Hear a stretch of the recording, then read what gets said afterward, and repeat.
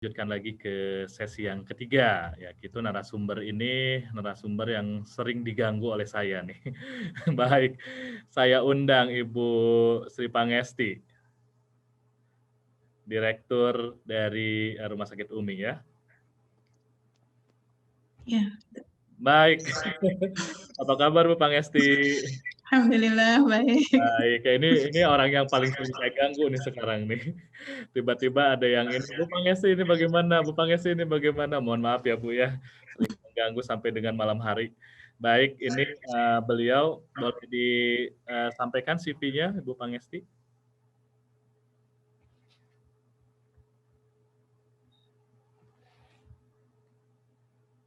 Baik, ini kurang besar ini. Baik, dibesarkan. Nah, sekarang ini ternyata Ibu Pangesti sama dengan saya, mahasiswa IPB. Baik, beliau itu adalah sekarang menjabat sebagai direktur di Rumah Sakit UMI. Kemudian beliau saat ini sekarang sekolah bisnis di Institut Pertanian Bogor. Kemudian profesi sebelumnya itu asukuntan akuntan dari Universitas Trisakti, kemudian sarjana ekonomi dari Universitas Trisakti, kemudian sarjana pendidikan akuntansi dari Universitas Negeri Jakarta, kemudian selanjutnya dipersilakan ke bawah. Nah, baik, ini pengalaman beliau yang luar biasa ya, Direktur Pemasaran dan Pengembangan Bisnis Rumah Sakit UMI ini saat ini. Kemudian sebelumnya beliau Direktur Keuangan dari Rumah Sakit UMI Bogor juga. Kemudian konsultan di Rumah Sakit UMI, kemudian Kepala Sub Anggaran dari Rumah Sakit Cipto ya. Dan sempat juga ternyata ini satu rekanan ada di RSCM ya Bu ya. Jadi Kepala Sub Iya, dan Dokter Basit ya. rekanan Dokter Basit ternyata Ibu Pangesti. Baik, Ibu Pangesti, dipersilakan Ibu. Ya, terima kasih. Assalamualaikum warahmatullahi wabarakatuh. Waalaikumsalam warahmatullahi wabarakatuh. Yang saya hormatin Bapak Dekan Fakultas Peternakan Institut Pertanian Bogor, Bapak Wakil Dekan, Ibu Wakil Rektor, Pak Iyet, dan teman-teman semuanya. Alhamdulillah puji syukur pada kehadirat Allah Subhanahu wa taala yang hari ini kita dipertemukan walaupun lewat Zoom ya. Dengan kondisi saat ini yang terus terang kami yang ada di rumah sakit bawaannya horor sebenarnya kalau kita boleh jujur gitu. Saya sendiri yang tadi disampaikan oleh Pak Iyep sebenarnya baru kenal Pak, tapi ditodong terus tiap hari sekarang. Betul. Iya, kemarin karena jadi karena Ibu Pangesti rumah sakit UMI itu ya? berbayang ya itunya. Mungkin tidak apa-apa tidak pakai virtual background. Oh iya ya. Supaya terlihat. Nah. Aduh, ini gimana ya? Nggak apa-apa deh di ini ya Pak ya. Iya. Tidak apa-apa. Baik. Masih. Atau nggak apa-apa dilanjut Ibu kalau memang ini. Nah, begini lebih. Supaya ini aktivitas dari Fakultas Peternakan tahu Ibu Pangesti yang mana. Baik, silakan Ibu dilanjutkan. Iya, terima kasih Pak. Iya, kondisi saat ini terus terang membawa efek ke kita semuanya ya. Baik tadi yang sebenarnya disampaikan oleh Bu Ide, aspek psikologis itu sangat-sangat kuat ya, apalagi untuk pasien-pasien yang terkonfirmasi positif gitu. Dan ini sebenarnya banyak dialamin oleh kebetulan Rumah Sakit UMI kerjasama dengan IPB yang tadi Pak Iyep sampaikan bahwa hampir setiap hari ada kasus yang memang ada mahasiswa, kemudian dosen dan keluarga yang terus terang dirujuk di Rumah Sakit UMI Bogor. Hal yang paling utama yang mereka alamin adalah yang tadi disampaikan Bu Ide adalah psikologis mereka yang sebenarnya harus harus dijaga sehingga kepanikan yang dialami oleh baik sivitas IPB maupun masyarakat ini tidak membawa dampak yang lebih luas kepada rumah sakit itu sendiri.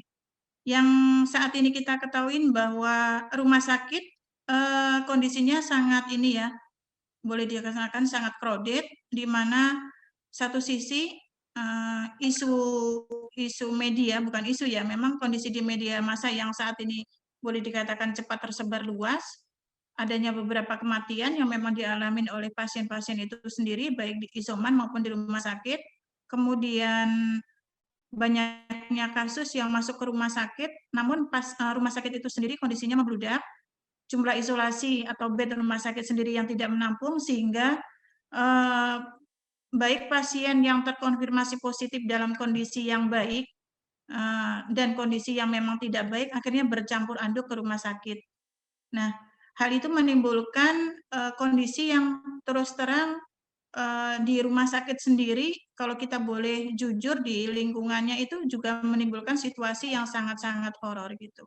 Nah, tadi sebenarnya kemarin saya sampaikan ke Pak Iyep terkait dengan bagaimana melakukan rujukan pasien COVID, baik dari sisi mahasiswa, dosen maupun keluarga dosen ataupun karyawan sendiri, sehingga tidak menimbulkan stagnansi di rumah sakit itu sendiri. Artinya bahwa peranan gugus tugas di masing-masing fakultas maupun di korporat rumah sakit itu sendiri, di IPB sendiri harus jalan, sehingga harapan kami adalah kasus yang saat ini memang muncul banyak tidak menimbulkan korban di lingkungan sivitas IPB sendiri maupun di masyarakat.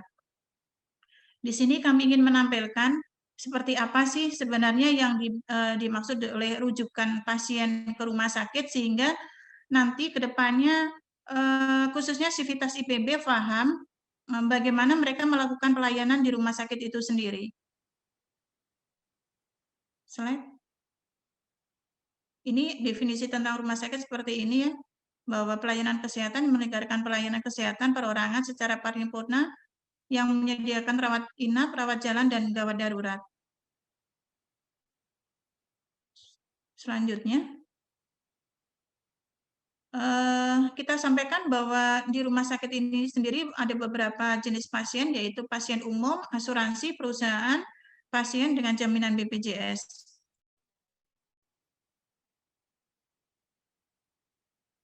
Nah, apa sih sebenarnya pasien umum itu, gitu ya? Pasien umum adalah pasien yang datang ke rumah sakit, baik melalui rawat inap maupun rawat jalan, yang dia membayar sendiri seluruh biaya yang ditimbulkan atas pelayanan yang diterima oleh pasien tersebut.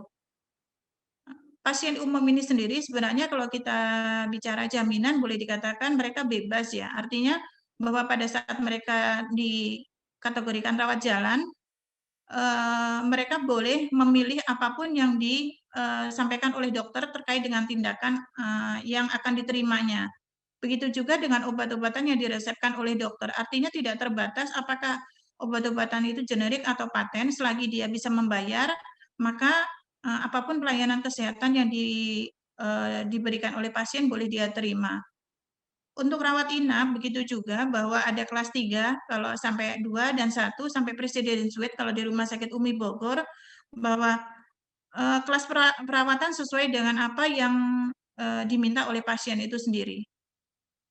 Yang kedua adalah pasien asuransi, adalah pasien dengan jaminan asuransi pada saat dia datang melakukan pelayanan di rumah sakit, baik rawat jalan maupun rawat inap. Nah, untuk asuransi sendiri ini mungkin agak terbatas karena sesuai dengan plafon atau premi asuransi yang dibayar oleh masing-masing perusahaan yang bekerja sama dengan asuransi itu sendiri. Khusus untuk IPB, asuransi yang dipakai saat ini adalah takaful, di mana mungkin nanti perlu perlu difahamin oleh teman-teman seluruhnya bahwa jaminan untuk rawat jalan saat ini kalau nggak salah untuk konsul dokter spesialis itu adalah 200.000, kemudian untuk obat-obatan per hari itu adalah 500.000.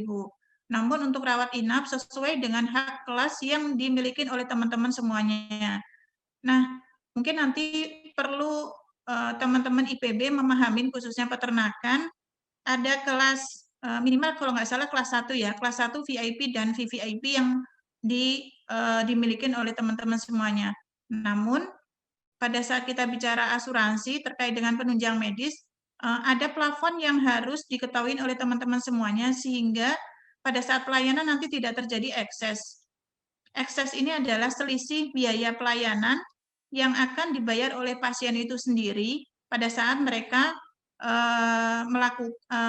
menutup bil atau pada saat dinyatakan pulang. Ekses terjadi biasanya ada beberapa hal, yaitu selisih kamar, kemudian selisih obat-obatan dan penunjang medis. Untuk selisih kamar, ini slide-nya boleh ditampilkan, Pak? Ini pasien umum yang tadi saya sampaikan. Slide selanjutnya. Nah, untuk asuransi yang tadi saya sampaikan bahwa untuk asuransi, ini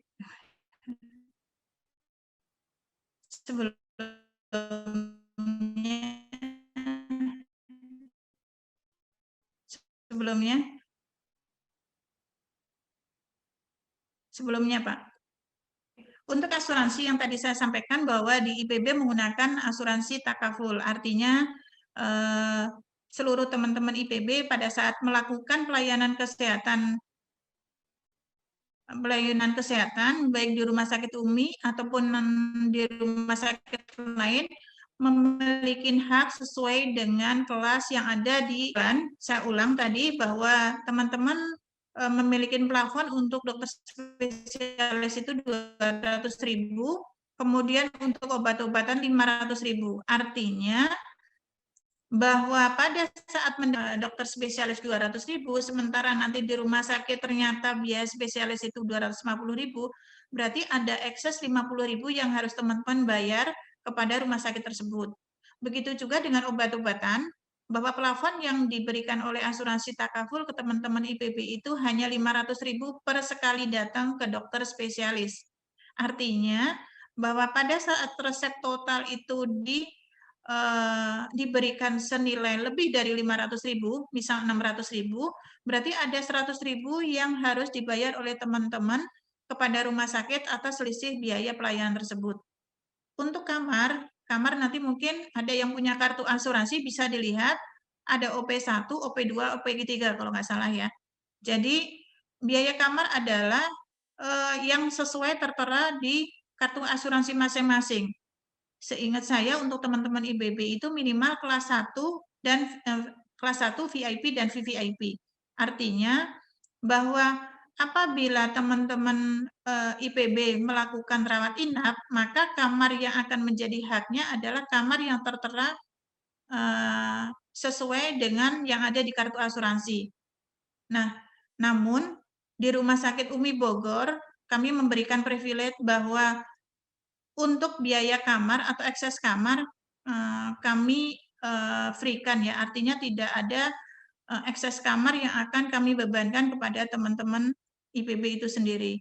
Ini lebih kepada beban moral, kalau kami bilang tadi bahwa ada kondisi di mana Rumah Sakit UMI memberikan penghargaan yang setingginya kepada para dosen IPB yang telah memberikan ilmunya kepada anak bangsa ini. Jadi Bapak-Bapak kalau nanti diperlukan rawat inap, jangan segan hubungin Pak Iyap ya. Siap. Selanjutnya untuk perusahaan. Untuk pasien perusahaan adalah pasien yang dengan menggunakan jaminan perusahaan. Nah, ini tidak berlaku untuk ini ya, untuk teman-teman IPB ya.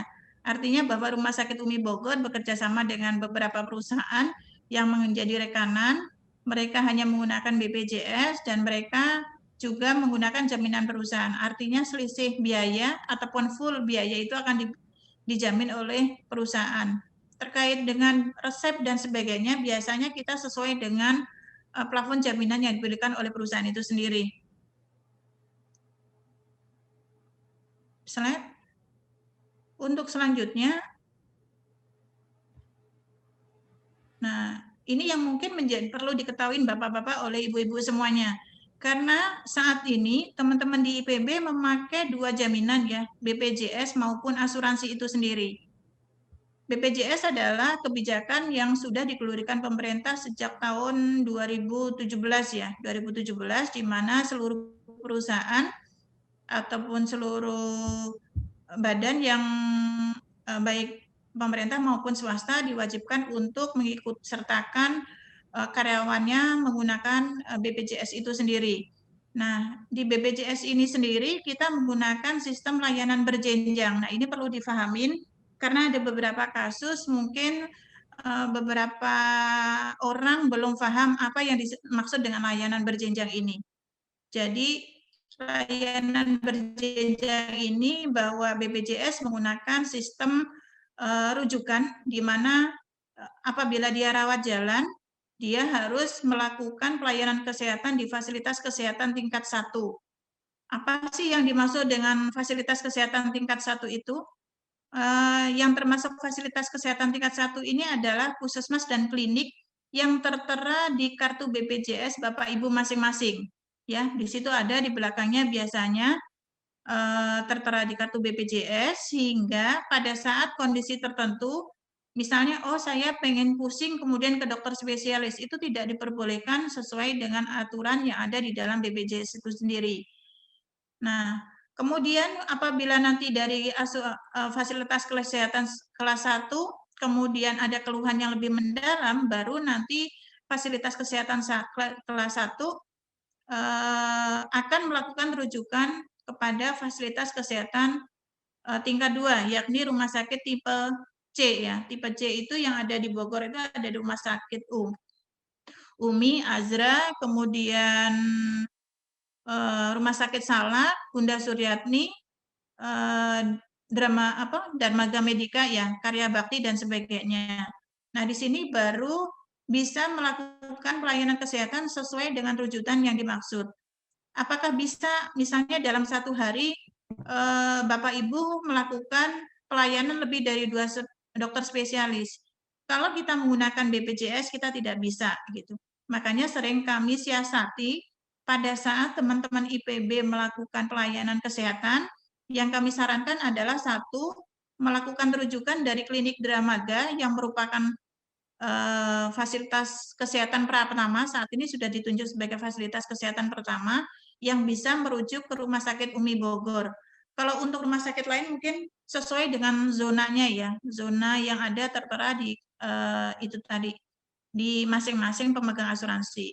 Yang kedua, mungkin untuk lebih simpelnya, apabila melakukan pelayanan kesehatan yang mungkin dirasa urgent, mungkin nanti Bapak Ibu menggunakan asuransi terlebih dahulu. Nah, ini untuk memotong ini ya jalur birokrasi sehingga keluhan yang dialami oleh Bapak Ibu ini sendiri cepat tertangani.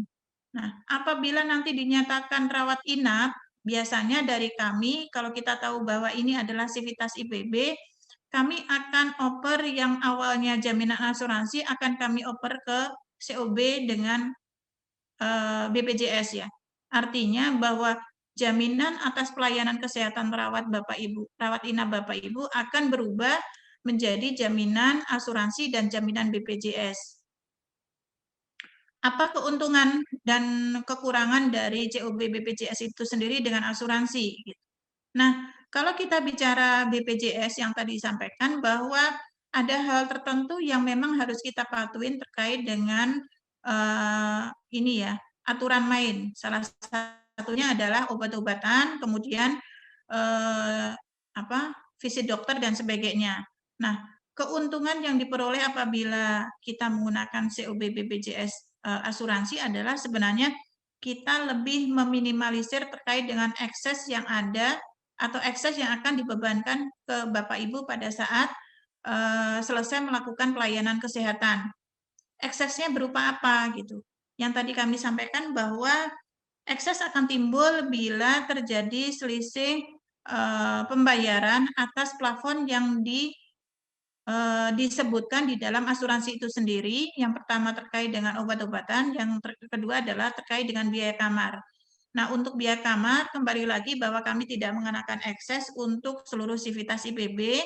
Nah, untuk obat-obatan, sedapat mungkin kami berkomunikasi dengan dokter bahwa obat-obatan tidak sesuai dengan masih masuk di dalam plafon asuransi sendiri, kecuali vitamin ya. Memang vitamin tidak dijamin, baik dari sisi BPJS maupun dari asuransi itu sendiri. Nah, sehingga kami harapkan dengan kondisi seperti ini adalah bahwa Bapak Ibu mendapatkan pelayanan yang lebih maksimal, kemudian untuk biayanya lebih tidak pusing lagi ya, karena eksesnya akan sangat minim pada saat melakukan pelayanan di Rumah Sakit UMI. Berikutnya, ini yang tadi saya sampaikan, COB ini. Selanjutnya, nah, tadi sempat disinggung oleh Dr. Basit ya terkait dengan bagaimana pasien terkonfirmasi positif yang harus dilakukan pelayanan di rumah sakit, namun saat ini kondisi rumah sakit boleh dikatakan stuck ya, full dan sangat full gitu. Nah, ini perlu sepertinya ada sistem yang jelas antara gugus tugas peternakan mungkin dengan beberapa ini ya fakultas lain dengan corporate IPB sendiri, sehingga pada saat melakukan rujukan ke rumah sakit sebenarnya harus ada informasi yang jelas yang harus kami terima oleh ini SPGDT oleh Rumah Sakit UMI sendiri, dan ini mungkin menjadi bahan evaluasi, ini belum terjadi. Yang kami lihat adalah bahwa apabila terkonfirmasi positif di Sivitas IPB ya baik mahasiswa maupun karyawan maupun dosen dan sebagainya itu boleh dikatakan masing-masing berjalan sendiri. Ini ada efeknya, efek positif dan efek negatif gitu. Positifnya mungkin dengan apabila beberapa orang itu yang sudah kenal dekat dengan teman-teman di rumah sakit mungkin agak terbantu ya. Contohnya kemarin Pak Iyep, subhanallah, salut saya Pak Iyep. Sampai malam-malam bawa tabung oksigen sendiri, nongkrong di mana Pak? Dramaga Cantik ya? Iya Bu. Dramaga Cantik. Dari jam 4:30 sampai Untuk malam. iya, untuk melakukan evaluasi salah satu mahasiswa ya.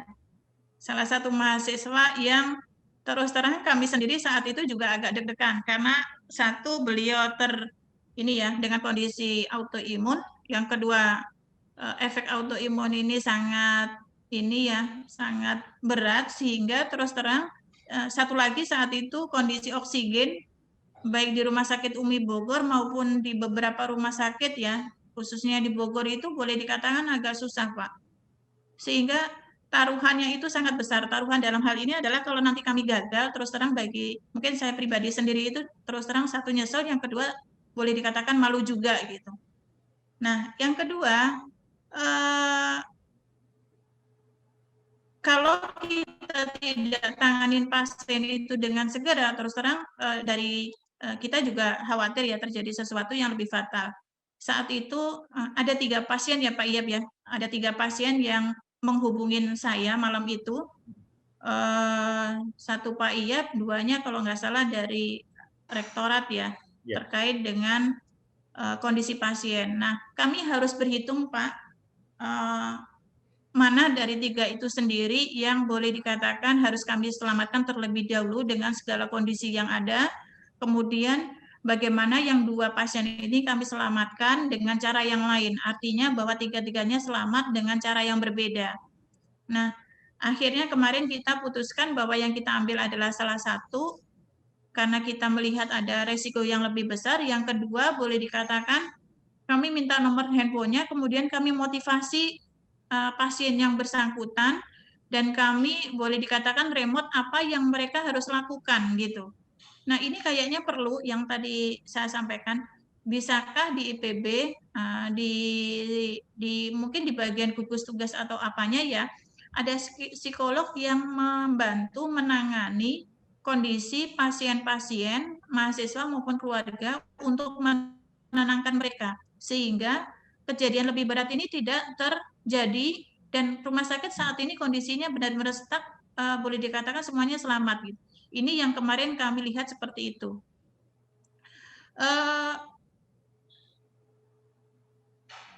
Kembali yang kami menyambung tadi ya Pak ya terkait dengan pasien tersebut, akhirnya dengan koordinasi yang sangat berat, bukan berat ya, dari koordinasi dari jam 7 sampai jam 11:30 malam, Pak Iyapnya tang dingdung terus. Terus dari satu sisi juga kami spot jantung gitu, dan pasien sudah dibawa, alhamdulillah sehat ya Pak, iya ya. Alhamdulillah. Nah, Dan waktu itu tidak ada nakes ya waktu saya ke lokasi itu. iya betul. Ini sangat sangat mengerikan kalau kita bicara gitu. Tidak ada nakes karena terus terang kalau kita hanya modal nekat untuk menolong pasien COVID itu terus terang apa ya? Ya doa-doa doa-doa juga gitu. Tapi kan kalau misalnya tidak disertai dengan ilmu yang benar tadi menurut Dokter Basit kan ini juga membahayakan bagi siapapun yang akan memberikan pertolongan kepada pasien tersebut. Balik lagi mungkin perlu dibuat sistem yang lebih terintegrasi antara fakultas, kemudian korporat IPB, kemudian dari rumah sakit itu sendiri, baik dengan rumah sakit UMI atau rumah sakit manapun gitu. Nah, ini saya sampaikan seperti apa sih yang harus dilakukan oleh IPB pada saat melakukan rujukan ke rumah sakit. Tadi ini ya, pasien dengan hasil antigen positif disertai gejala penyerta COVID-19, tadi disebutkan Dokter Basit, yaitu batuk, sakit kepala, mual, dan sebagainya, dan dengan hasil PCR. Kalau kita dengan hasil PCR positif, sebenarnya kita lebih mudah untuk memberikan, bukan memberikan jaminan ya, artinya lebih mudah menerima pasien itu untuk melakukan ini ya, kunjungan di IGD dan kami memberikan ini space untuk bed itu sendiri. Namun apabila PCR-nya, antigennya positif, kemudian belum ada PCR, sementara ada gejala penyerta, biasanya pasien akan kami tahan di IGD dan dilakukan swab, kemudian ronsen dan lab untuk menegakkan diagnosis atas pasien itu sendiri. Kemudian petugas akan melakukan anamnesa ulang terkait dengan kondisi pasien. Ini tadi kami sampaikan tindakan penunjang juga dilakukan. Nah, kembali bahwa selain lab PCR, rumah sakit ini mengedepankan tindakan penunjang lain yakni ronsen ya. Ronsen. Jadi kalau PCR-nya positif, PCR-nya negatif, kemudian ronsennya mengarah ke arah positif, biasanya kami tahan 2 kali 24 jam untuk dilakukan PCR ulang. Nah, apabila setelah itu hasilnya tetap PCR-nya negatif, kemudian ronsennya masih mengarah seperti itu, kembali kami akan tahan 3 kali 24 jam. Jadi dokter di rumah sakit UMI juga tidak mau melakukan ini ya, istilahnya tidak bisa menaikkan pasien itu ke atas sebelum diagnosa itu sendiri tegak. Tadi kembali disampaikan oleh Dokter Basit, mungkin PCR negatif bisa disebabkan oleh tidak terambilnya seluruh spesimen yang waktu pengambilan itu tadi ya, swab sendiri. Kemudian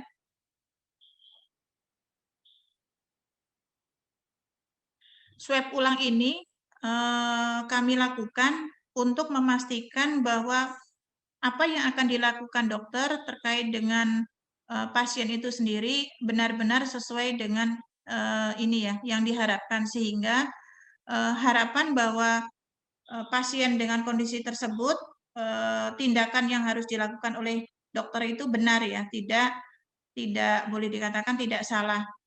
Kami sendiri mengantisipasi kondisi yang lebih buruk terkait pasien-pasien yang ingin segera naik ke ruang isolasi, karena terus terang kalau kita bicara IGD ini sangat tidak nyaman ya, baik IGD Rumah Sakit UMI sendiri maupun IGD RSCM ya Dokter Basit ya. Gitu.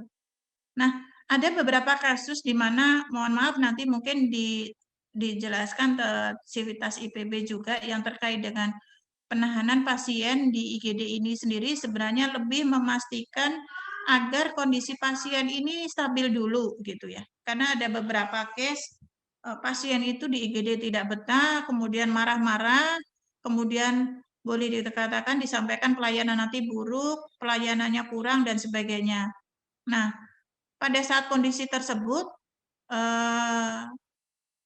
ini akan beresiko terhadap pasien itu sendiri gitu. Karena kalau kita bicara isolasi COVID, ini boleh dikatakan kontrol dokter ini tidak boleh dikatakan tidak langsung. Kami juga membatasi tim medis kami untuk melakukan ini ya, kontrol secara terus-menerus kecuali lewat CCTV. Artinya kami juga mengantisipasi kejadian yang lebih ini ya, yang tidak diinginkan pada petugas medis itu sendiri.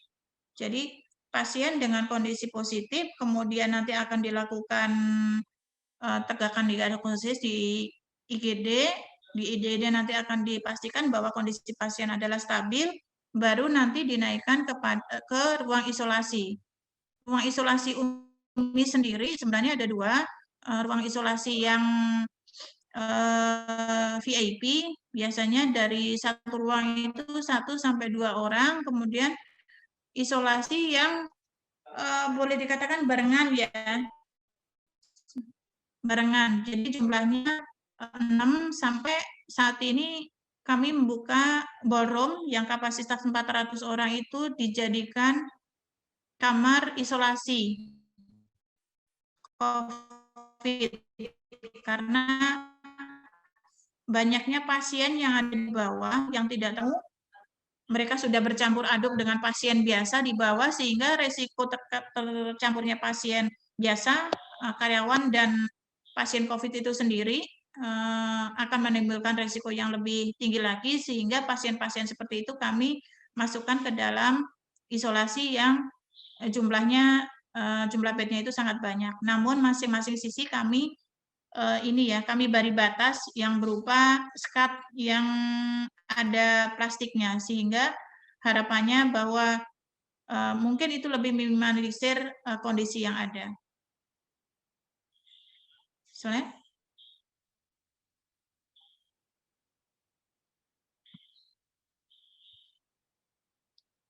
Ini sekilas Rumah Sakit UMI Bogor, mungkin nanti kalau Bapak-Bapak, Ibu-Ibu yang ingin ke Rumah Sakit UMI, mungkin bisa menghubungin saya kembali lagi bahwa nggak usah ditampilkan ya Pak ya.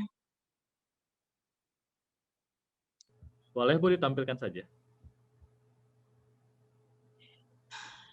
Sekilas-sekilas Bu. Bisa dibantu slide-nya? Ya, di next saja.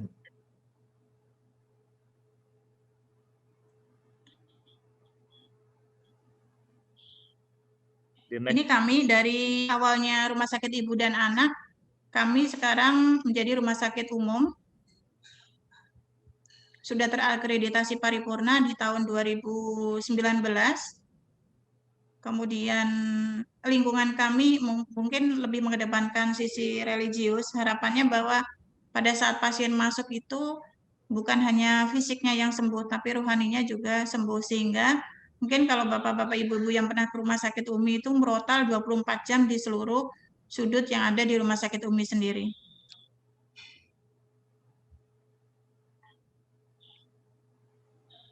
Ini seperti ini tampak lobi depan. Jadi lobi depan saat ini boleh dikatakan settingnya sudah kami rubah kembali lagi untuk mengamankan seluruh pasien yang ada di Rumah Sakit UMI Bogor.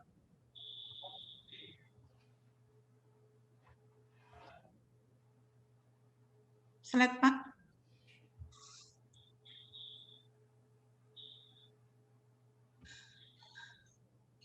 Slide. Ya, selanjutnya. Ini akreditasi yang tahun 2019. Nah, untuk layanannya saat ini sudah lengkap ya. Dari CT scan 128/, kemudian ronsen dengan menggunakan yang hanya 5 menit itu selesai. Kemudian kami memang sekarang mengembangkan medical check-up dan ini ya, sebentar lagi cath lab ya. Slide.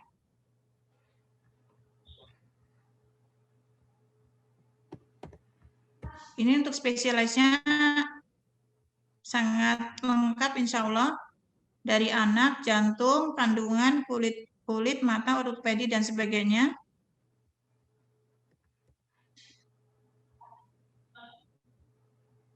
Ini untuk IGD kami saat ini 10 bed ditambah dengan boarding untuk COVID itu 10. Saat ini mau ditambah lagi karena kondisinya juga sudah sangat crowded karena banyaknya pasien yang datang, apalagi dengan kondisi saat ini. Slide. Ini laboratorium, kita ada sendiri. Slide. Ini kegiatan kami setiap hari, bahwa sebelum kami melakukan kegiatan kerjaan, kami awalin rutinitas dengan ini, baca Quran dan hafalan. Ini kajian bulanan sebelum COVID, tapi setelah COVID ini kita tiadakan ya. Jadi hampir setahun kegiatan ini tidak ada lagi. Slide. Ini bimbingan rohani bagi pasien-pasien yang muslim, karena ada beberapa pasien kami yang non-muslim tidak kita berikan bimbingan ini. Slide. Ini kegiatan kita. Jadi sebelum pandemi kemarin kami sebenarnya rutin melakukan kunjungan ke beberapa wilayah yang ada di Kota Bogor, karena ternyata beberapa wilayah yang di pelosok ini masih mereka belum paham bagaimana sih menjangkau pelayanan kesehatan itu sendiri, bagaimana mereka melakukan pelayanan kesehatan dengan kartu BPJS, karena ada beberapa warga sendiri yang mereka tidak memiliki kartu BPJS, atau mereka memiliki kartu BPJS tapi mereka tidak bisa menggunakan, dan ini ternyata jumlahnya cukup tinggi. Ini ya, oke. Mungkin sekilas tentang kami, Pak, terkait dengan rujukan. Mungkin kalau ada pertanyaan, silakan. Terima kasih. Assalamualaikum warahmatullahi wabarakatuh. Waalaikumsalam warahmatullahi wabarakatuh. Luar biasa memang ini ya, Rumah Sakit Umi dan Ibu Sri Pangesti. Baik, ini juga Bapak dan Ibu serta adik-adik mahasiswa, jangan sampai, saya selalu diingatkan oleh Ibu Sri Pangesti, jangan sampai kejadian sudah darurat ya, sudah kolaps gitu, baru melapor gitu. Karena kemarin juga ada kejadian, kebetulan adalah alumni, alhamdulillahnya lapor ke saya, jadi saturasi sudah 46. Ya, makanya ini saya juga kaget begitu saturasi 46, kemudian lapor, nah segera tuh saya nodong Bu Sri Pangesti itu ditelepon untuk mendapatkan pertolongan pertama. Ya alhamdulillah sekarang kondisinya semakin membaik ya di Rumah Sakit Umi. Baik, dipersilakan Bapak dan Ibu serta adik-adik mahasiswa yang ingin bertanya atau berdiskusi.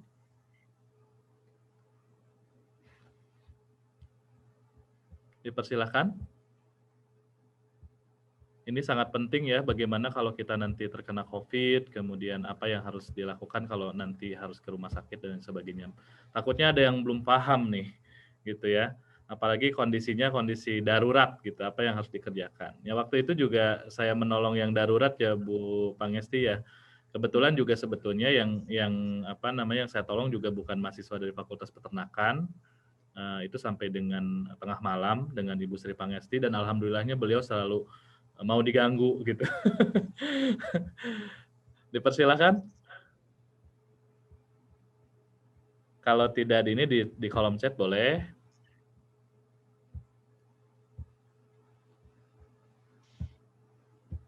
Ada yang raise hand tidak? Bentar. Baik. Mungkin begini Bu, dari saya dulu ya Bu ya. Kira-kira kalau harus dibawa ke rumah sakit ketika COVID itu, kira-kira kalau rumah sakit itu menerima dalam kondisi seperti apa gitu Bu? Apa harus isoman di rumah gitu? Kemudian kalau misalkan posisi yang harus segera masuk rumah sakit gitu dengan kondisi bahwa dia memang sudah teridentifikasi positif COVID. Iya, terima kasih Pak ya. Seperti yang tadi disampaikan di awal, bahwa kondisi rumah sakit saat ini boleh dikatakan benar-benar crowded ya. Isoman yang kemarin kita harapkan bahwa ini ya membawa dampak yang lebih positif, ternyata kesininya tidak boleh dikatakan banyak yang malah fatal ya. Fatal disebabkan karena mungkin kurang pengetahuannya bagaimana mereka melakukan isoman di rumah.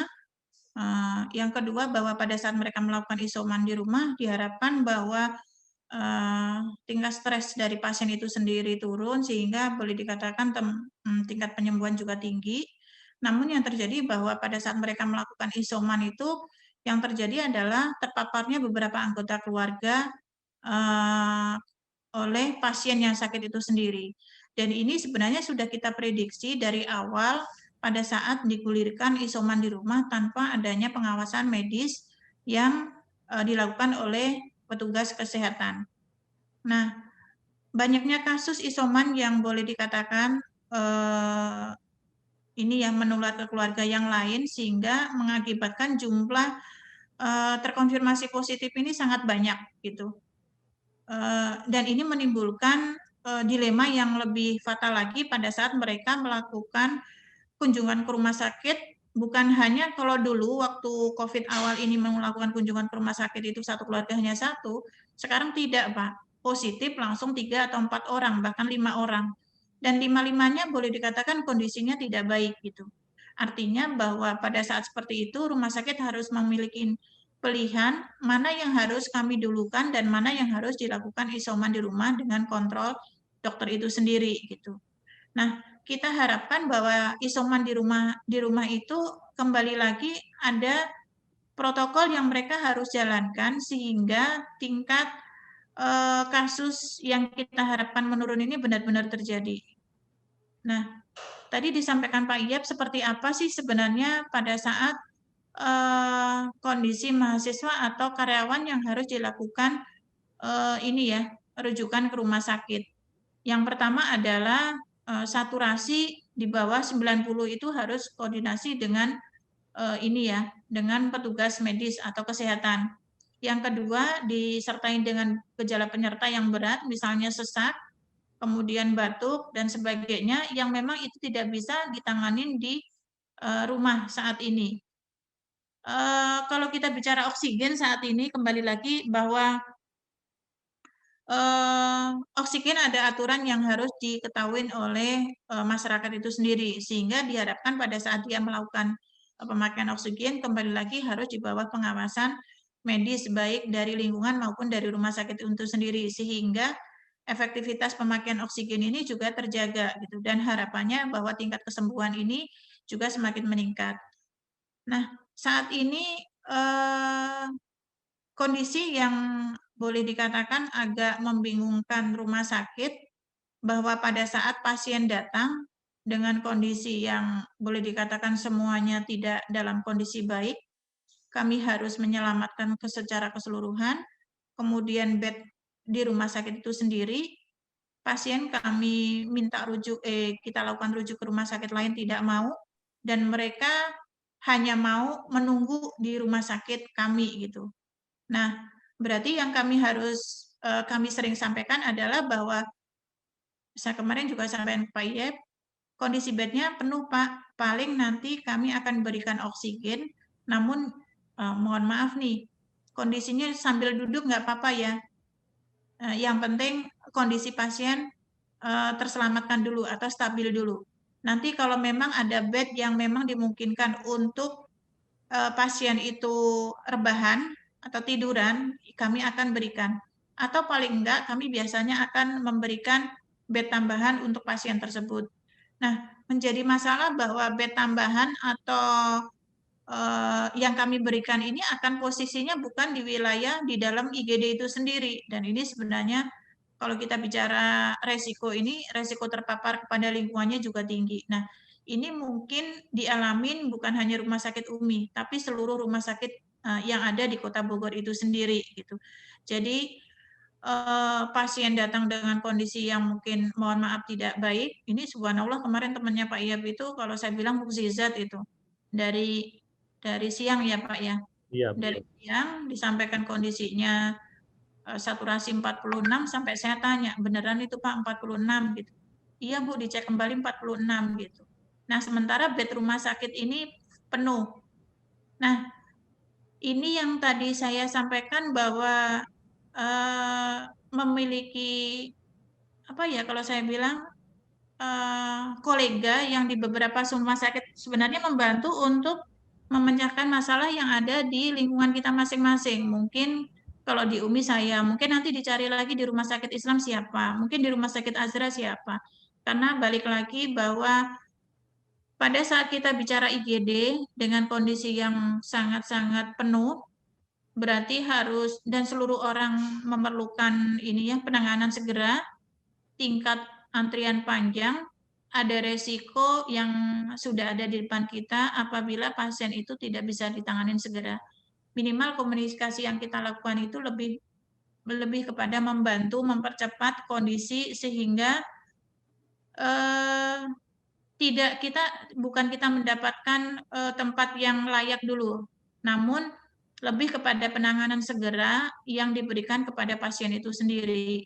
Karena terus terang mohon maaf, mungkin ada pelayanan kami yang masih kurang, crowded-nya IGD yang dialami oleh Rumah Sakit Umi maupun rumah sakit lain menyebabkan antrian itu sangat panjang dan boleh dikatakan penanganan itu sendiri tergantung dari antrian yang ada, yang seharusnya mungkin ada kondisi pasien yang urgent harus dinomorsatukan dan sebagainya. Ini boleh dikatakan kemarin itu agak chaos semuanya, sehingga itu tadi ya, mungkin kalau ada kenalan, misalnya Pak, ya Bu Pangesti, ini pasien posisinya di sini, jadi kami lebih bisa memantau kondisi yang ada dan kami boleh bisa mengkomunikasikan dengan internal yang ada di rumah sakit kami.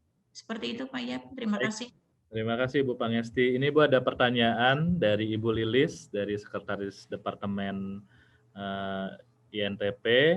Beliau menanyakan apakah ada paket isoman COVID ya, atau apakah untuk yang COVID itu dikenakan biaya atau bagaimana? Iya. Terima kasih Bu Lilis. Paket isoman kemarin sebenarnya sudah kami launching ya. Nanti mungkin untuk lebih lanjutnya Ibu bisa menghubungi nomor handphone saya sehingga staf saya nanti mungkin bisa menghubungi Ibu. Yang kedua untuk pembiayaan terkait COVID ini sendiri sebenarnya saat ini di-cover oleh Kemenkes ya.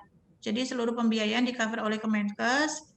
Pasien datang ke rumah sakit sesuai dengan ini ya, kondisi yang memang sudah diharuskan. Artinya kalau hanya terkonfirmasi positif, kemudian saturasi masih 90, misalnya 94, 95, hanya karena dia ketakutan, kemudian minta dirawat itu sebenarnya tidak bisa gitu, walaupun PCR positif. Artinya kembali lagi bahwa ada penegakan diagnosis yang dilakukan agar pasien itu benar-benar bisa dirawat di rumah sakit. Salah satunya tadi adalah ronsen, kemudian ada gejala penyerta, batuk, sesak nafas yang agak hebat, kemudian sakit kepala. Sekarang kan gejalanya sakit kepala ya, yang sakit kepala tidak bisa diukur itu bisa dikategorikan dia bisa masuk rumah sakit.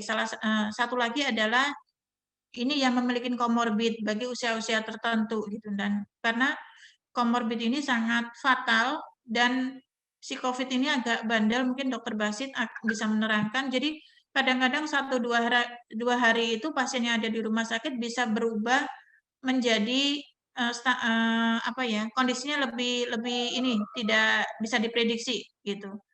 Nah ini lebih kepada ini ya gejala-gejala atau komorbid yang dimiliki oleh masing-masing pasien itu sendiri. Biasanya yang kembali yang tadi Dokter Basit sampaikan, yang sering merokok, kemudian sebelumnya memiliki paru-paru dan sebagainya itu lebih cepat ini ya pergerakannya si COVID itu sendiri daripada orang-orang yang biasa yang mereka memiliki pola hidup yang sehat. Seperti itu, Bu. Terima Baik, kasih. terima kasih. Nanti Bu Lilis bisa kontak ke Bu Pangesti ya. Baik, selanjutnya ada raise hand dari Zainul. Silakan Zainul. Baik Pak, terima kasih atas waktunya. Sebelumnya izin bertanya untuk Ibu, menurut jurnal yang pernah saya baca ya Bu ya, bahwasanya COVID itu sudah sangat lemah ketika pasiennya ini atau penderitanya ini udah 10 hari mengalami COVID gitu. Nah, tapi dia tuh masih ada kayak gejalanya gitu karena si virus ini udah sangat lemah dan mungkin masih ada kayak sisa-sisa dari virusnya ini yang sudah mati gitu, masih ada di tubuhnya. Nah, yang saya tanyakan itu kira-kira virusnya ini yang sudah lemah ini ketika pasien ini udah tes negatif, terus kan dia udah positif COVID terus sembuh gitu. Nah, apakah itu ketika udah 10 hari dia masih bisa untuk menularkan ke teman-temannya yang lain, misal dia berhubungan dengan saudaranya atau dengan temannya gitu, apakah masih bisa Ibu untuk menularkan virusnya itu? Terima kasih Bu. Baik. Terima kasih Mas Zainul yang mahasiswa. Ini mungkin nanti yang lebih kompeten untuk menjawab Dr. Basit ya, bukan Ya. saya ya. Baik, saya spotlight Dr. Iya. Basit. Silakan Dr. Basit. Iya, boleh mungkin saya izin menambahkan Ibu, Bapak tadi dari siapa Mas Zainul ya? Zainul. Zainul, ya memang dari penelitian dan dari rekomendasi WHO setelah isoman 10 hari, memang virusnya sudah dikatakan memang sudah negatif, dilakukan PCR apabila memang sudah negatif, biasanya walaupun memang gejala sisanya masih ada, kita namakan itu sebagai long COVID.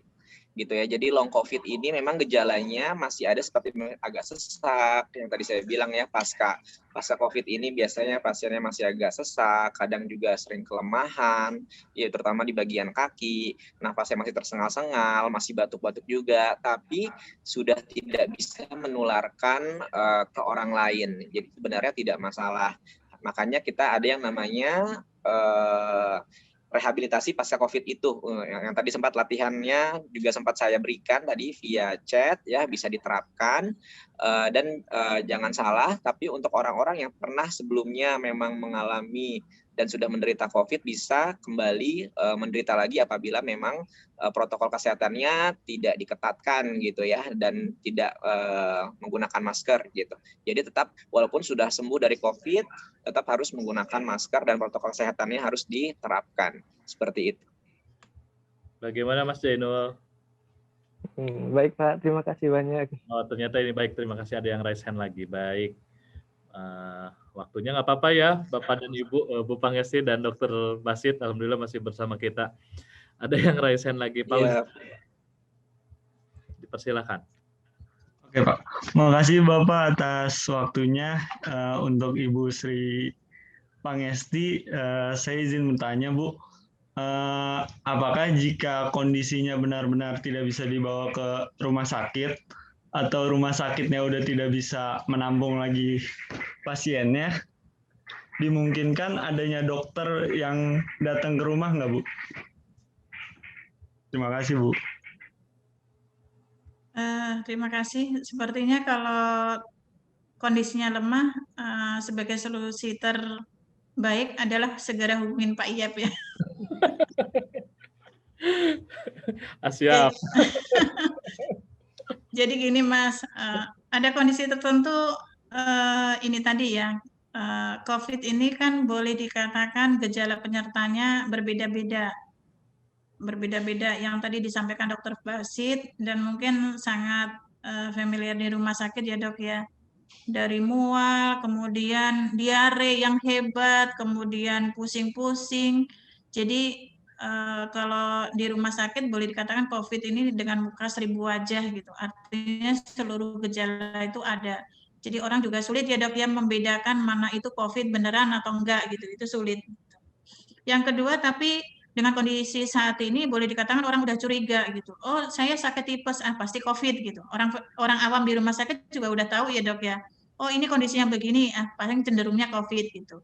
Nah, bisa nggak dengan kondisi begitu boleh dikatakan diketanganin di rumah? Karena sangat riskan ya Dok ya.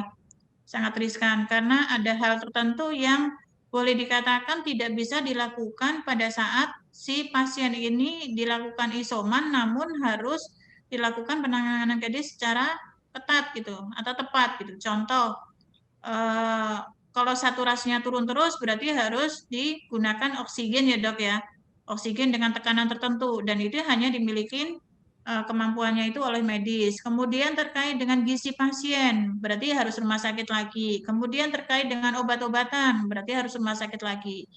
Yang paling penting kalau yang tadi saya sampaikan bahwa untuk menangani kondisi saat ini, mungkin secara sistem di IPB harus segera dibuat nih Pak Iyep, komunikasi terintegrasi antara fakultas, dari mahasiswa, kemudian karyawan, kemudian fakultasnya, kemudian dari korporat kepada rumah sakit yang bekerja sama dengan IPB sendiri. Kebetulan Pak Iyepnya orangnya proaktif nih, bukan hanya mahasiswanya saja lagi, dari alumni juga tanganin, dari tetangganya juga ditanganin sama beliau gitu. Nah, tapi kalau kita mendapati fakultas lain tidak seperti Pak Iyep, ini mohon maaf ini sangat riskan gitu. Karena boleh dikatakan yang kemarin kita komunikasi dengan Pak Iyab ini bahwa pada saat kita bicara COVID ini bukan hanya kita bicara kerjaan, tapi kita bicara hati dan kita bicara nurani gitu. Kenapa hati dengan nurani? Karena terus terang, ya itu tadi, kadang jam 1 malam kita dibangunkan orang, kadang jam 3 malam kita dibangunkan orang. Kalau kita hanya bicara kerjaan, selesai, sudah gitu. Artinya, oh ini di luar jam kerja kita, saya tidak mau menerima telepon gitu. Nah itu boleh dikatakan mohon maaf, nilai kita mungkin tidak ada gitu dengan kondisi kita saat itu.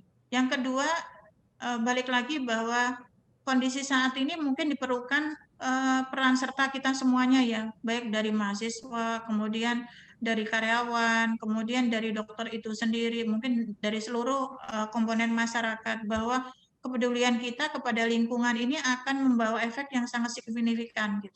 Contoh yang kemarin saya dihubungin oleh salah satu dosen di mana mahasiswanya sakit, tektokan terus saya bingung gitu.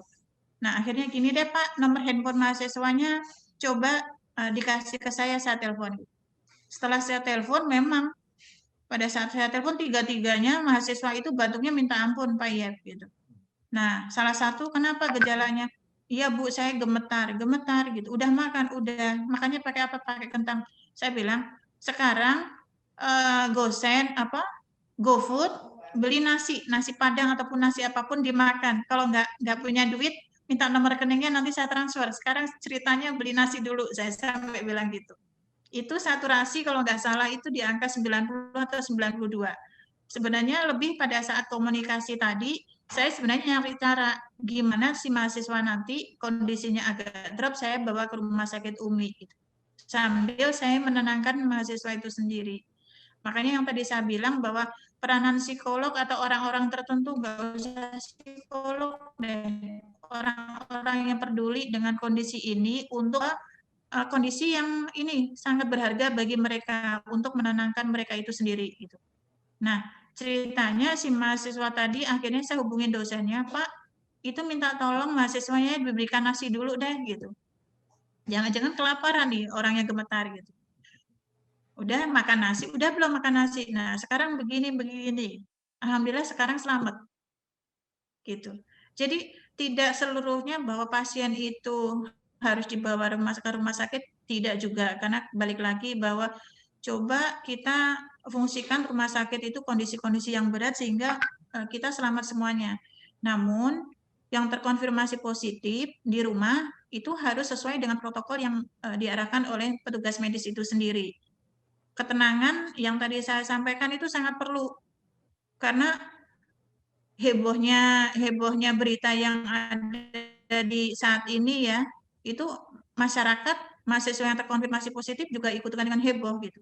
Nah, ternyata setiap hari, bukan setiap hari, bahkan setiap jam sekali itu saya telepon mahasiswanya Pak Yep. Ya. Mahasiswa IPB. Niko udah makan belum? Makannya pakai apa? Udah kayak anak saya sendiri. Ini kondisinya gimana? Kamu harus ini. Sekarang kamu keluar berjemur. Udah sedapat mungkin yang saya bisa lakukan, saya bisa lakukan gitu. Oh iya Bu, tadi makannya pakai apa? Sekarang kamu beli ini gitu. Kalau nggak punya duit kamu ngomong. Alhamdulillah tiga-tiganya selamat Pak itu Pak. Nah ini ternyata tidak satu dua mahasiswa gitu. Kemarin ada lagi yang ibu-ibu ya. Coba minta nomor handphonenya. Jadi saya lebih ini ya, berkomunikasi dengan si pasien itu sendiri walaupun saya tidak punya background dokter ya. Saya cuma modal ngomong gitu. Ngasih apa ya? Boleh dikatakan semangat. Supaya apa? Satu, mungkin kalau kita bicara ketenangan itu membawa dampak yang sangat signifikan. Yang kedua, kalau yang temannya Pak Iyep yang sekarang lagi sakit, Pak, setiap hari, Pak, jangan lupa baca Quran gitu.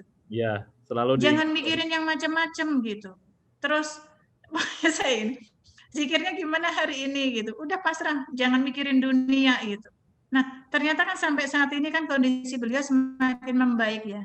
Artinya kembali lagi bahwa peranan orang-orang sekitarnya ini sebenarnya memberikan support kepada pasien-pasien ini sangat berharga bagi mereka untuk mereka kembali bersama kita. Mungkin sedikit itu yang kami bisa berikan. Mungkin kembali lagi bahwa kondisi ini akan bisa kembali normal kalau kita dengan yang lainnya itu saling bergandengan tangan untuk memberikan untuk memberikan segala kemampuan yang kita miliki lah untuk kesembuhan teman-teman kita yang ada di luar. Begitu, terima kasih. Baik, Mas Fauzan cukup ya, cukup jelas ya. Cukup, alhamdulillah. Baik, terima kasih banyak. Jadi memang ini betul sekali dari Ibu Pangesti, kita memerlukan semacam psikolog atau konselor untuk orang-orang yang terkena COVID ya.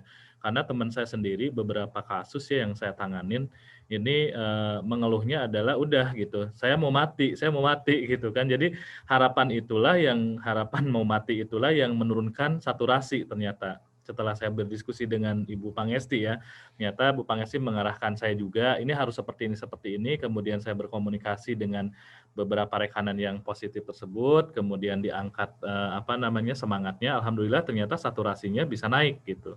Jadi memang ini perlu peranan dari orang yang mengerti tentang psikologis, konselor, dan orang medis ya tentunya.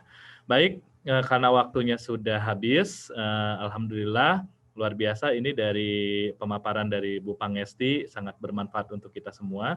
Mungkin closing statement Bu Pangesti? Oh, lagi azan. Iya. Silakan Ibu.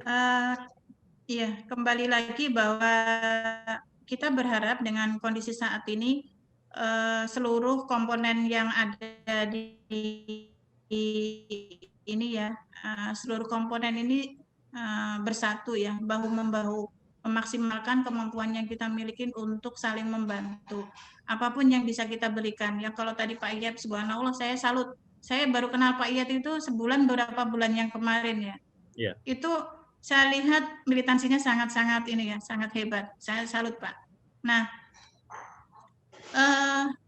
rumah sakit mungkin menjadi sebuah rujukan, tapi kembali lagi tidak seluruhnya harus ke rumah sakit. Peranan kita sebagai orang-orang terdekat atau teman, kemudian saudara, bahkan mungkin tetangga gitu ya, itu diperlukan oleh mereka-mereka yang sakit saat ini gitu.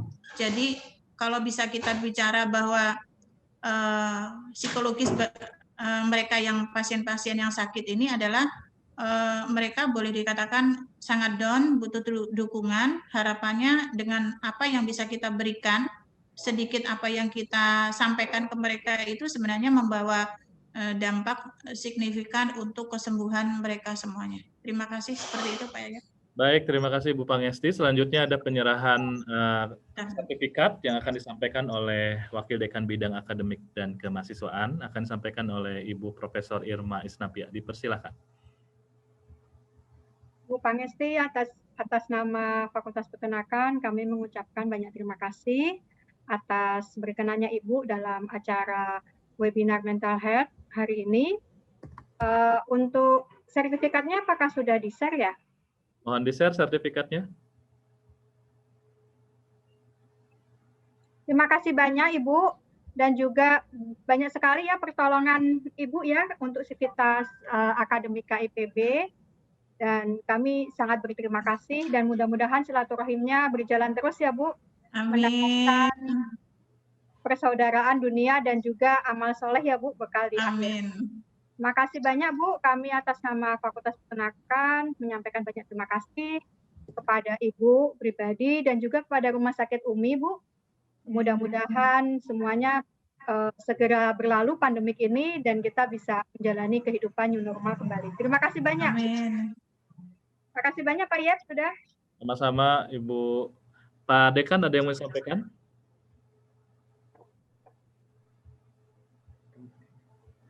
Ya, makasih Pak Iyat. Ya, saya juga secara pribadi dan juga atas nama fakultas ucapkan selamat buat Bu Pangesti ya. Walaupun mungkin kita tidak berharap memanfaatkan fasilitas rumah sakit ketika benar-benar kita tidak terjangkit COVID, tapi ini bentuk antisipasi dan juga kita juga memahami bagaimana seandainya ada orang-orang sekitar kita, termasuk rekan kerja, kolega, tetangga, bagaimana alur di dalam penanganan masalah COVID ini. Jadi ini bentuk pencerahan juga buat kita semua. Dan alhamdulillah ya betul Bu Pangesti bahwa di Fakultas Peternakan kita punya Pak Iyep nih yang sangat luar biasa membantu tidak hanya untuk dosen, teknik, untuk mahasiswa Fakultas Peternakan, bahkan untuk seluruh mahasiswa IPB, siapapun yang kontak Pak Ayep pasti langsung direspon ini. Dan terima kasih juga pada Rumah Sakit UMI yang selama ini sudah bekerjasama dengan sangat baik dengan IPB ya, dan fasilitas yang ada di IPB ya, di asrama itu juga saya kira sangat luar biasa. Ini juga memberikan ketenangan buat kita bahwa walaupun kita secara pribadi kan juga tidak berharap kita memanfaatkan fasilitas itu, tapi barangkali kita memberikan ketenangan buat kita. Semoga ini juga menjadi semakin meningkat nih imun kita ya. Artinya segala sesuatunya sudah disiapkan IPB dan juga kerjasama dengan Rumah Sakit UMI. Terima kasih Bu Pangesti, terima kasih banyak. Baik, terima kasih Ibu Pangesti, terima kasih Pak Dekan dan Ibu Adek. Baik, acara dari kegiatan mental health ini dengan 3 narasumber ini luar biasa telah kita laksanakan. Mudah-mudahan ini paket komplit sebetulnya ya. Jadi mulai dari tadi psikolog, kemudian dokter sampai dengan direktur rumah sakit ini membahas secara tuntas. Jadi alhamdulillah sekali, banyak sekali informasi kemudian ilmu yang bisa kita dapatkan pada hari ini. Baik, demikian dari saya. Mohon maaf apabila ada kesalahan kata. Saya serahkan kembali kepada MC. Dipersilakan. Terima kasih Pak Ayep atas waktunya yang diserahkan kembali. Sebelumnya terima kasih kembali kami ucapkan kepada para narasumber kita hari ini, yaitu ada Dr. Basit, terus ada Ibu Ide dan juga Ibu Sri. Selanjutnya juga terima kasih kepada Pak Ayep yang telah membantu kita semua dalam sesi diskusi. Selanjutnya akan ada penyerahan sertifikat moderator kita yang akan diserahkan oleh Bapak Idat selaku Dekan Fakultas Peternakan. Untuk panitia bisa di-share screen sertifikatnya.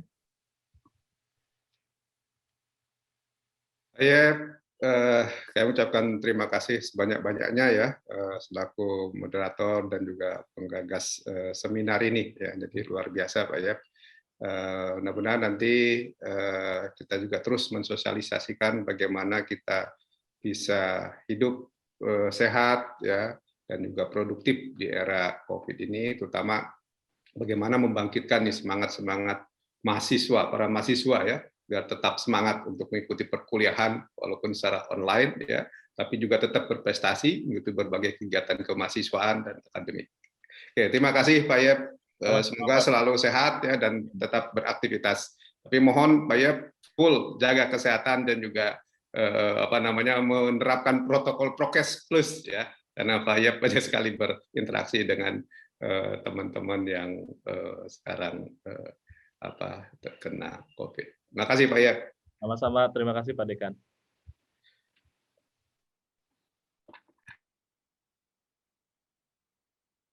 Baik, terima kasih kepada Bapak Ayep Pomala yang telah menjadi moderator kita yang sangat keren bersama narasumber-narasumber yang tentunya sangat inspiratif dan membawa banyak sekali materi-materi yang mungkin baru kita ketahui di seminar kali ini.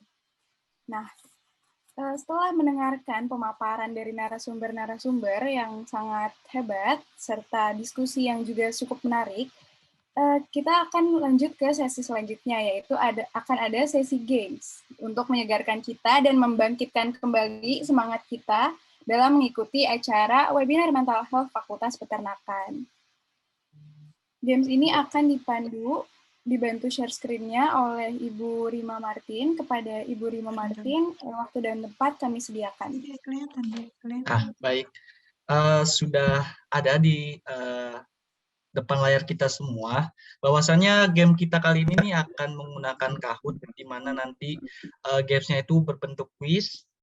Jadi teman-teman semua bisa langsung mengklik link Kahoot yang sudah disediakan panitia di kolom chat room dan juga memasukkan pin gamenya yaitu 712788. Nah, para peserta juga bisa menuliskan username-nya nih atau namanya. Dan dimohon untuk menggunakan nama asli teman-teman semua nih, biar nanti di saat teman-teman menjadi pemenang, kita bisa lebih mudah mengkonfirmasinya. Nah. Mungkin untuk panitia bisa di share link Kahoot-nya.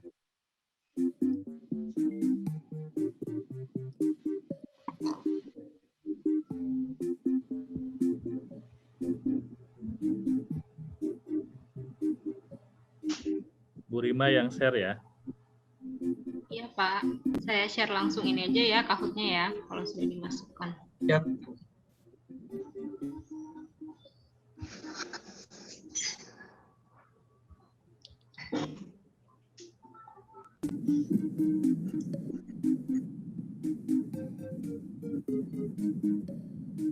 Silakan, ada yang menarik ini. Wah, sudah mulai Door join. prize. Ya, teman-teman, ayo yang masih di room Zoom ini bisa banget kita ikutan karena akan ada 3 hadiah yang sangat menarik tentunya dari panitia. Dan kita akan mulai games-nya setelah sudah 50% nih yang ada di room ini yang telah mengikuti game Kahoot pada siang hari ini. Wah, seru banget. Penasaran nggak nih Oji sama pertanyaan-pertanyaannya? Nah, bener banget nih Bill. Sepertinya sih pertanyaannya nggak jauh-jauh ya dari apa yang telah disampaikan narasumber kita tadi. Betul. Jadi kalau misalnya memperhatikan pasti bisa jawab ya Oji ya. Bener banget. Oh ya Bill, jadi di Kahoot ini nggak hanya ketepatan dalam menjawab ya, tapi kecepatan juga sangat berpengaruh nih dalam poin kita nih. Jadi semakin cepat kawan-kawan menjawab, itu semakin besar juga poin teman-teman. Betul. Jadi kalau misalnya udah tahu jawabannya, boleh langsung aja dengan yakin diklik biar poinnya makin gede ya. Benar banget. Ini sudah 29 orang dari 84 orang nih. Teman-teman bisa langsung join. Ada yang namanya Ayo Main. Jadi siap banget untuk bermain. Tidak hanya untuk mahasiswa, Bapak Ibu dosen juga bisa sekali untuk ikut bermain dalam kuis ini. Apa yang sepedahan pakai sepeda siater ya? Caranya Kecil tuh sepeda kamu. web kahoot.it dan memasukkan PIN yang ada di layar. 7127888.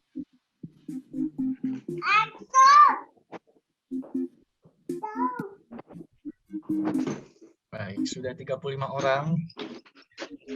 Kita tunggu mungkin sampai sekitar 45 ya.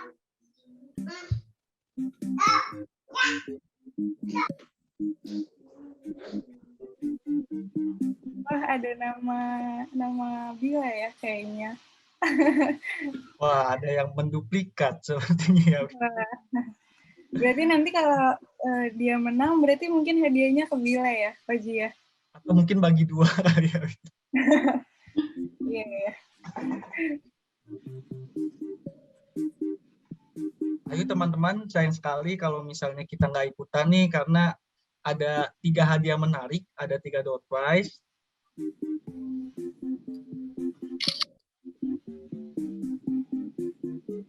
Ada door prize IG story juga ya. Iya, benar sekali apa yang dikatakan Pak Yep. Dan tadi ketentuannya sudah di-share juga oleh saya sendiri di kolom chat. Nanti akan saya share kembali. Teman-teman bisa mengabadikan momen-momen di webinar ini dengan mengetek akun-akun yang tadi sudah diberikan. Ini akan saya upload kembali. Sepertinya Bu Rima di itu aja ya. Mulai saja ya Pak ya. Aja ya. Ya, 37 peserta ya. Baik. Wah, 38. lagi. 39, benar. Teman-teman nih harus di... Mau ditutup langsung ngisi semua. Yuk ada door prize ini buat 3 pemenang. Pemenang tercepat dan tertepat. Bener banget nih. Sedikit suka menunda-nunda nih teman-teman.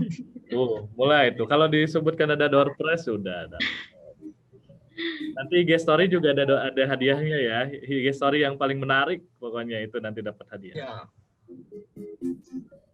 Mungkin langsung mulai saja ya, sudah 40 lebih ya Pak Yep ya dan Boleh, MP boleh, ya. boleh. Ya, Bu Rima, saya silakan, Bu Rima. Silakan Bu Rima, bisa kita mulai saja.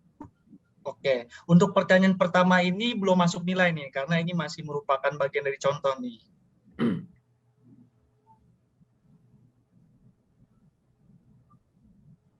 Pertanyaan pertama, hari ini adalah hari. Wah, hari apa nih, Oji? Hari apa nih ya, Bil? Hari Pemanasan buat yang baru main ini. Teman-teman bisa langsung mengklik warnanya sesuai dengan jawaban yang teman-teman yakini. Wah, ada yang menjawab Ada, hari Senin, mungkin Selasa, dan Rabu nih. karena terlalu lama liburan kayak Mungkin ya, bisa jadi. Oke, mulai nih. Masuk ke poin nih. Pertanyaan kedua. Siap-siap teman-teman. Siapakah yang bukan termasuk narasumber di webinar Mental Health Fakultas Peternakan hari ini? Wah. Wah. Sepertinya pertanyaan Gak yang masuk cukup akal. ya. Ya, cukup sulit ya, agak sulit membedakannya ya. 34 orang menjawab. Langsung aja diklik jawaban yang kira-kira benar. Wah. Wah, masih ada yang salah nih. Masih ada yang salah nih. Kurang fokus berarti nih, Bil, atau mungkin Kurang sudah fokus. lupa nih. Oke, selanjutnya pertanyaan kedua. Wah, Wah, posisi Rian. pertama dipegang saat ini oleh Rian. Rian Selanjutnya. L.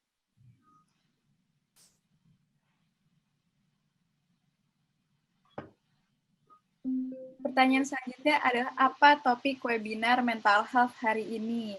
Wah, apa nih? Tadi udah sempat disebut di awal. Sudah beberapa kali yaitu- singgung ya, Bil.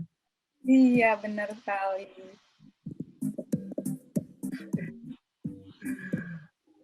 Agak mirip-mirip sih nih, Bil. Ada di running vital saya juga itu. Wah. Wah. Wah, boleh mungkin sekarang diambil air minumnya semuanya, boleh mungkin minum lagi biar makin fokus lagi nih menjawab Biar nggak puisi. lupa nih. Masih banyak yang salah ternyata ya, Bil. Padahal di running vital saya ada ya. Wah, benar, padahal ada clue-nya ya. Oh iya. Tapi kurang memperhatikan nih teman-teman nih. Ya, next. Udah berubah ini 5 teratas. Sementaranya 5 nih jadinya. Karena Ahoyan luar biasa. Nah, apa kepanjangan dari COVID-19 nih?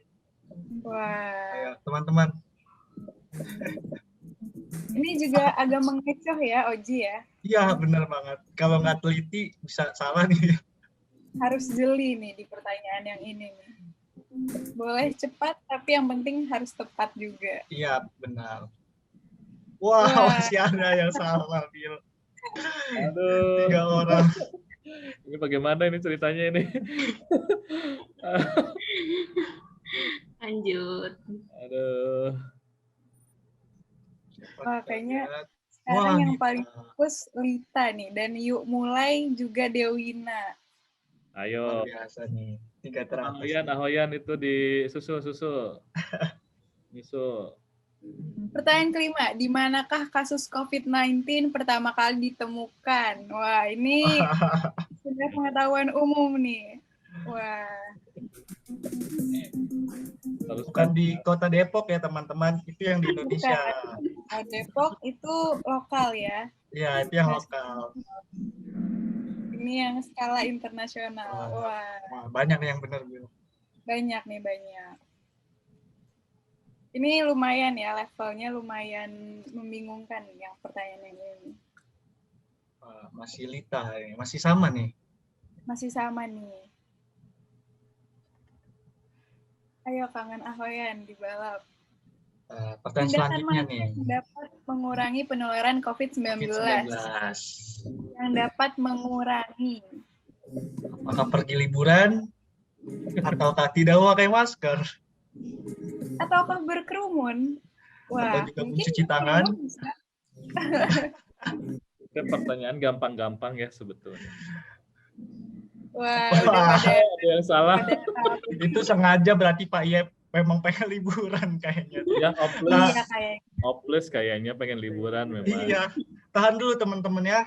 Kita tahan dulu nih, kita nikmatin masa-masa PPKM. Kita, yuk. Wah, Lita nih paling cepet nih tangannya. Luar Gercep. biasa nih, Lita. Kita paling fokus nih. Pertanyaan ke-7. Manakah yang tidak termasuk vaksin COVID-19? Wah. Ini juga kelihatan ya kalau misalnya salah kebangetan ya kayaknya. Ya. Kalau ada yang salah itu sengaja. Terlalu baik nih sepertinya. Wah, sekarang jawaban benarnya jauh lebih banyak nih. Udah lebih fokus kayaknya ya. Masih Lita di posisi pertama. Aktivitas berikut dapat menghasilkan droplets kecuali. Nah, ini tadi yang mendengarkan materi dari dokter narasumber kita yang kedua nih. Nah, apa ya Oji jawabannya ya? Apa ya? Ini Oji nggak sama Bila kan nggak ikutan kan? Tadi yang namanya Bila ikut. Waduh. Waduh. Wah, banyak ya ternyata yang salah fokus nih. Iya. Salah baca, salah pertanyaan. Atau mungkin salah klik kali ya. Melupakan kecuali di belakang. Ya. Lita turun. Wah, turun Lita nih. kemana? Wah, Lita kemana? Lita sayang banget. Next. Lita kesalip. Aduh, Lita tangan Ahoya naik nih jadinya. Nah, ini nih dia nih. Kesehatan mental adalah yang mendengarkan materi dari Bu Ide nih pasti bisa menjawab nih. Nah, jawabannya agak-agak panjang nih, jadi harus diperhatikan dengan teliti. Ini levelnya juga agak lumayan ya, Bill, dari yang tadi nih. Iya. Semakin banyak soalnya semakin naik nih levelnya. Wah, no, yang bener hanya rata ya. Yang bener cuma 4 ternyata. Emang posisi soal banyak ini berubah nih. Paling ini nih kayaknya, paling bobotnya paling tinggi kalau di ujian ya. Next. Wow, berubah drastis. Wah.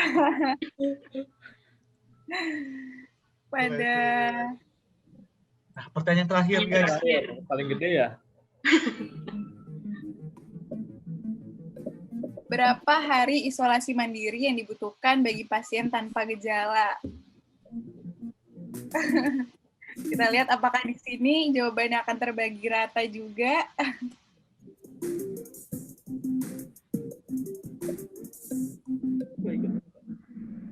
Wah, ternyata ada yang dominan ya. Ya, 29. Jadi siapa pemenangnya? Kita lihat. Oji. Wah, kangen ya. Jadi ini curang. Yuk mulai. Siapa aja nih? Setting ke itu ya, setting ke MC ya. Nanti hadiahnya dikasih ya. Oh, Ari juara pertama. Dan Ari. Luar biasa. Luar biasa. Selamat kepada Ari, yuk mulai dan Kangen Ahoya. Nanti boleh dihubungi kontak personnya. Kepada para pemenang dihubungi ke MC atau ke kontak person yang ada di kolom chat untuk mengklaim hadiahnya nih. Bisa langsung personal chat saja ke MC, ke saya, ataupun ke Bila. Oke.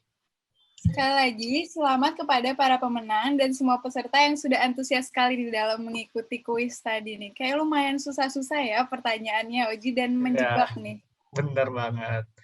Nah, terus juga jangan lupa nih, teman-teman masih ada 3 hadiah menarik lagi bagi teman-teman yang mengupload Instastory, membagikan momen-momen kegiatan webinar ini nih di Instagram masing-masing, tentunya dengan semenarik mungkin, karena nanti akan dinilai. Teman-teman yang beruntung itu juga akan mendapatkan 3 hadiah menarik tentunya. Oke. Nah, selanjutnya apa nih, Bill? Selanjutnya, sepertinya kita sudah hampir berada di penghujung acara nih, Haji. Sayang sekali. Ya, sayang sekali tak terasa kita sudah hampir berada di penghujung acara pada hari ini. Selanjutnya kita akan bersama-sama mendengarkan pesan sekaligus kalimat penutup yang akan disampaikan oleh Wakil Dekan Bidang Akademik dan Kemahasiswaan kepada Ibu Profesor Dr. Insinyur Irma Isnavia Arif SPT MSI. Waktu dan tempat kami sediakan. Terima kasih Mbak Bila dan Mas Rozi sudah mendampingi kami semua dalam acara ini dengan sangat bagus sekali. Dan ini adik-adik angkatan berapa ya? Saya baru lihat. Untuk saya sendiri angkatan 56, Ya, Ibu. kami berdua 56. Berdua angkatan 56. Hanya ketemu di saat pertama ya, kita setahun dulu.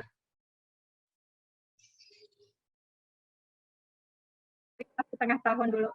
Alhamdulillah kita narasumber webinar mental health pada hari ini, Bapak Dekan, Bapak dan Ibu Kadep, Bapak dan Ibu Sekdep, guru besar, serta adik-adik mahasiswa yang saya sayangi, serta yang spesial guest hari ini adalah Ibu Ketua Dharma Wanita, Ibu Ketua Adrianita, Papet, Ibu Wiwi. Terima kasih banyak Bu, sudah standby, stay bersama dengan kita sampai siang ini. Terima kasih banyak. Bapak dan Ibu, acara ini adalah acara yang dilakukan di setiap fakultas di lingkungan IPB University. Jadi semuanya melakukan dengan serentak acara mental health dalam rangka mendampingi kita semua untuk mitigasi dan juga pencegahan serta penanganan dalam rangka pandemi COVID-19 ini. Terima kasih banyak Pak Dekan telah banyak mensupport kegiatan adik-adik mahasiswa serta Ibu Sri Pangesti, Ibu Idei, Ibu psikolog kita dari UGM, Bapak Dr. Novian yang hadir ya juga ya dengan Bapak Basit. Terima kasih banyak atas kesediaan Bapak dan Ibu semua, serta Pak Yep, semoga senantiasa sehat. Yang terakhir, mudah-mudahan nanti ada kata-kata terakhir ya dari Pak Idat ya. Namun sebelumnya saya sampaikan bahwa untuk pekan depan adik-adik mahasiswa kita ada acara kembali yaitu Green Movement. Itu dalam acara kita mencintai penghijauan di kampus maupun di daerah sekitar kita, yang tentunya ternyata dengan adanya penghijauan ini juga menyumbangkan oksigen ya. Jadi kita ikut menjaga kebersihan udara di kita supaya kita juga bisa hidup sehat dan terbebas dari COVID. Terima kasih banyak. Yang terakhir mungkin Pak Dekan untuk closing statement Pak dan juga kalimat penutup. Monggo Pak, silahkan. Baik, terima kasih Bu Irma. Ya, sekali lagi kami ucapkan terima kasih kepada seluruh pembicara yang luar biasa ya, yang hari ini kita mendapat banyak pencerahan terkait bagaimana pencegahan COVID dari aspek medik maupun juga bagaimana kita tetap menjaga mental kita supaya tetap sehat ya.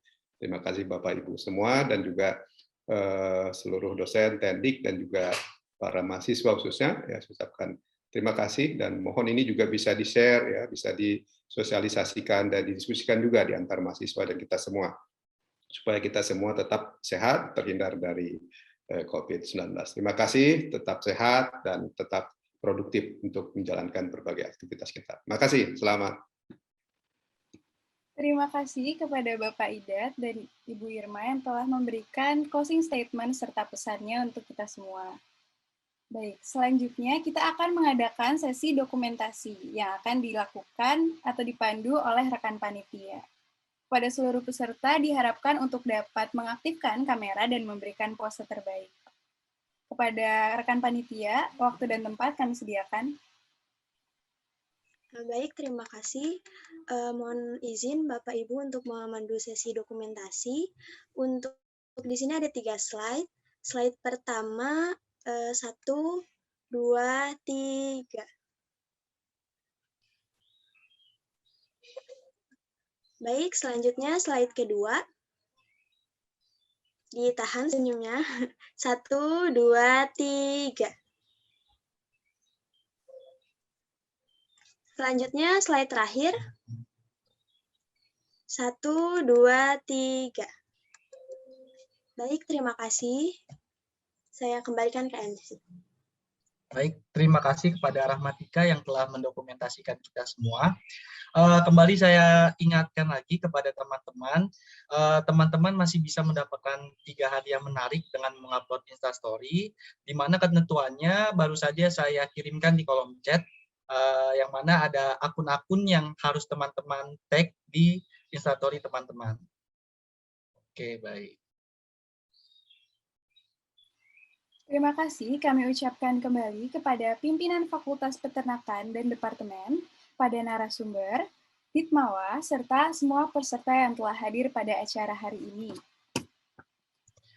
Saya Muhammad Fahru Rozi. Dan saya Bila Mariha, mewakili segenap panitia yang bertugas mengucapkan permohonan maaf apabila banyak hal yang kurang berkenan selama berlangsungnya acara hari ini.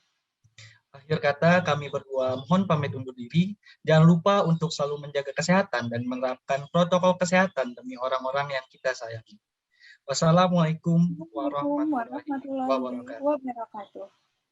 Waalaikumsalam warahmatullahi wabarakatuh. Irma. Terima kasih semuanya. Pak Ida. Terima kasih. Bu Ida, terima kasih banyak. Terima kasih Bu Pangesti, Bu Ida. Luar biasa Mas Ida, Bu Ida, Bu Pangesti. Terima kasih Bu Irma, Bu Sri, Pak Ye. Terima kasih banyak Bapak Ibu. Sehat semuanya Bapak Ibu. Terima kasih Bapak Ibu. Izin live.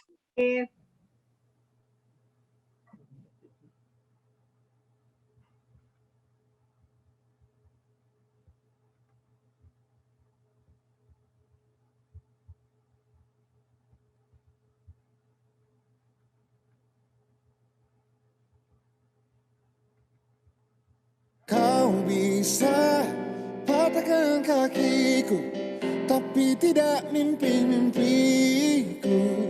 Kau bisa lumpuhkan tanganku, tapi tidak mimpi-mimpiku. Kau bisa merebut senyumku, tapi sungguh tak akan lama. Kau bisa merobek hatiku, tapi aku tak